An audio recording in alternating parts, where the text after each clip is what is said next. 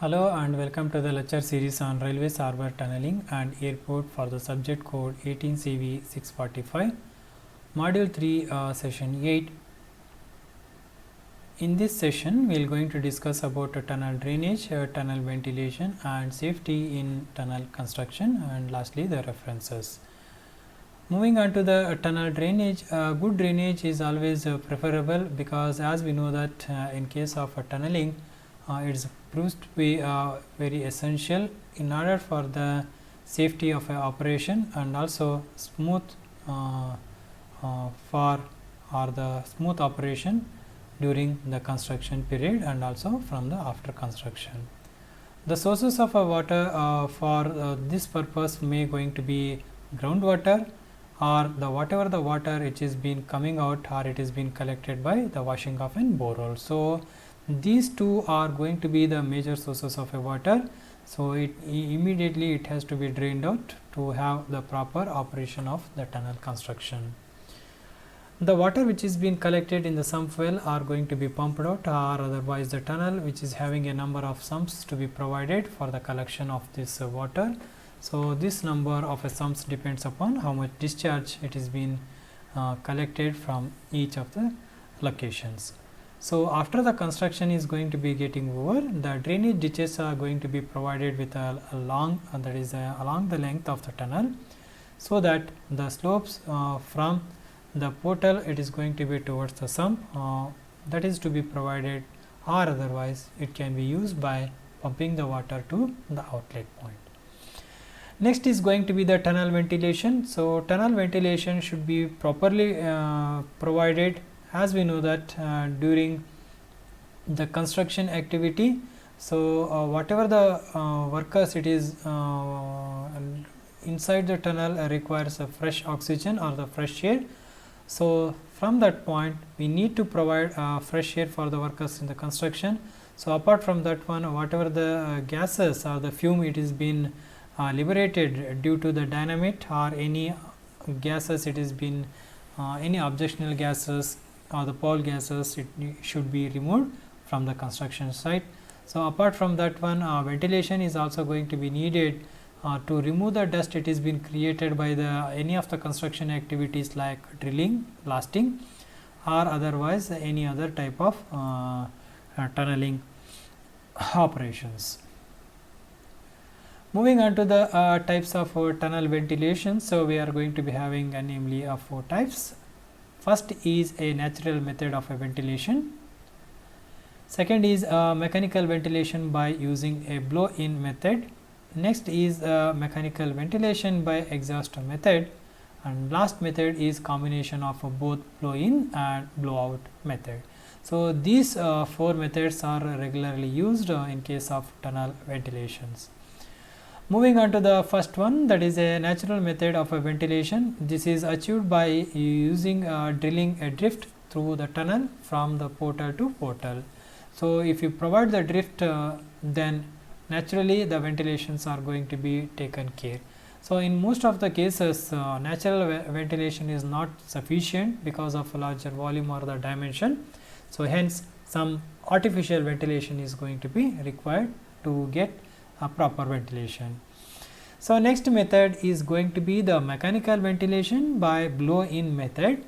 In this method, that is in a blow-in method, fresh airs are going to be forced through a pipe or a fabric duct by means of a fan which is going to be supplied near to the washing phase. It means, suppose if you are a drilling side, so that side through the pipe or through the fabric with a blower having a fan, so the fresh airs are going to be getting circulated, so that the drilling operations is going to be requiring where we are going to be operated with respect to the tunneling phasing, that is a drilling phasing has been concerned. This method has the advantage that fresh air supply is going to be guaranteed where it is going to be required most. It means wherever the fresh air is going to be required, this mechanical ventilations by using the blower can be adopted. Only the disadvantage is that the pole air or the fume it is been circulated inside for a longer distance, so that before they can be exit from the tunnel. So this process is only possible if you are going to be provide the incoming fresh air as it absorbs more of the smoke particles. So it means that whatever the blow we are been providing it, air has to be completely circulated. So next method is a mechanical ventilation by exhaust method. So in the exhaust or a blown out method, pole air or the fumes which is been gathered inside the tunnel area, it needs to be pulled out through the pipe and it by using expelled or exhaust fans. This set up an air current that facilitates for entry of an air into the tunnel. This method has an advantage that whatever the exhaust, if you are going to be sucked out, pole air is going to be kept out from the washing phase. Only the disadvantage is that fresh air has to travel a longer distance so that it has to reach the washing phase during the period, or it may going to be absorb some of the heat and moisture. So that is the disadvantage with the mechanical ventilation by exhaust method. So these are the exhaust fans or the blowers. It is been fixed over the tunnel so that whatever the air it is been inside, it's going to be removed out from the exhaust methoding. So next method is going to be the combination of a blow in and blow out method. This method is a combination of both blow in and blow out method of using a blower or an exhaust system which is been respectively used in the tunneling. So best ventilation is going to be possible by this method.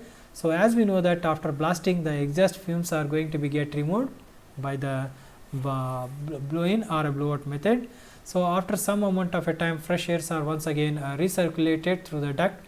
So hence proper recirculations are going to be taken care, because as we know that the ducts are having a rotation fan. So if you are going to be in a reverse order, reverse flow of air is going to be taken care.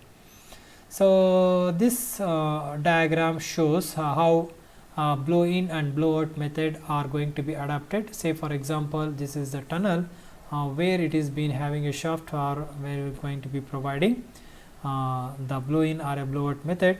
So first the air or the force is going to be travel through the fan, so that we are going to be having a airtight wall.